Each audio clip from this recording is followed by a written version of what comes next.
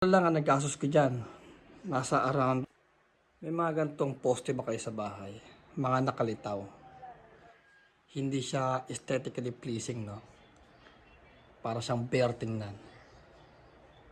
So may paraan akong ginagawa dyan para ma-conceal yung mga poste na yan. Tinatawag ko yung accent wall. Ito siya. Ito, diba? May poste yan, kagaya sa kabila. Kinoberan ko. Ito medyo malaki itong ginawa ko dito kumpara sa kabila. Kasi iminatch ko yan dito sa table. Itong table natin. Okay. So para siyang cove light, pero sa wall. So may LED yan sa gilid.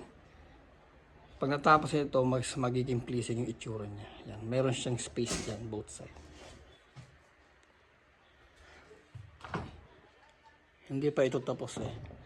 So, ito ako na tumira nito. Tinatawag tong lime finish, lime wash finish. No? Semento lang yan. Tapos sinaluan ko ng white cement, saka gray cement para magkaroon siya ng parang texture ng itsura. Tapos tinapcoat ko para protected siya. No? Kaya siya makintab.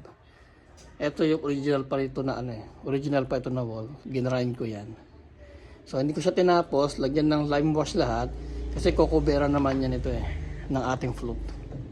Hanggang dito yan yung float natin. Tapos sa gitna may TV, tapos may console sa ilalim.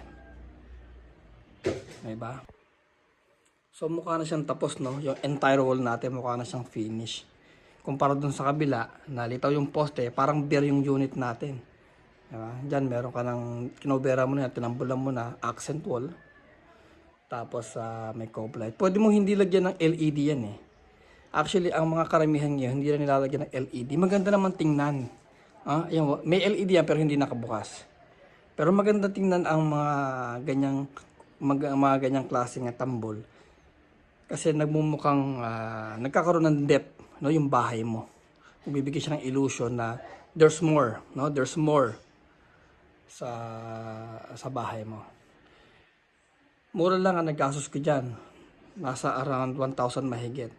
Dalawang gypsum board, ito isang gypsum board, 4x8, isang gypsum board, 4x8, 400 ang isa, so dalawa, 800. Tapos metal fairing, 100 ang isa, siguro mga 4 na peraso, so 400.